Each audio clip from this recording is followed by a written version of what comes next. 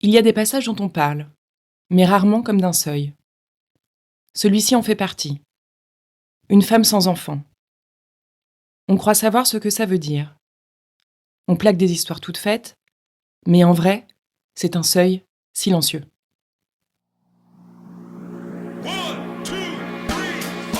Bienvenue dans Virage de vie. Ici, on traverse ensemble ces zones sans carte, où les routes toutes tracées s'effacent et où il faut inventer d'autres manières d'exister. Moi, c'est Noémie, et aujourd'hui, je veux te parler de ce silence-là, une femme sans enfant.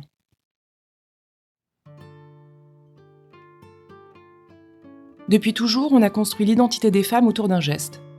Porter, enfanter, transmettre. Alors, quand le corps dit non, quand la vie dit non, quand le choix dit non, le monde se tait. Ou il colle une étiquette. Incomplète, carriériste, en manque.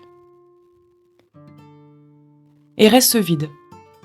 Un vide qui n'a pas de nom. Pas de rituel, pas de récit collectif. Mais si être femme égale enfanter, alors que deviennent celles qui ne le font pas ?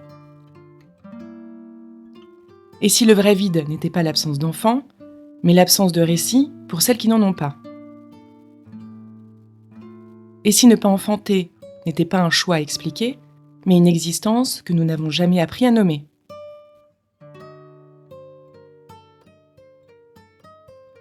Et si le vrai vide n'était pas dans l'absence d'enfants, mais dans l'obligation de le vivre comme un manque ? Parce qu'être femme sans enfant, ce n'est pas une moitié, ce n'est pas une cassure, c'est une autre totalité. Une présence qui existe autrement, qui veille, qui soutient, qui transmet autrement.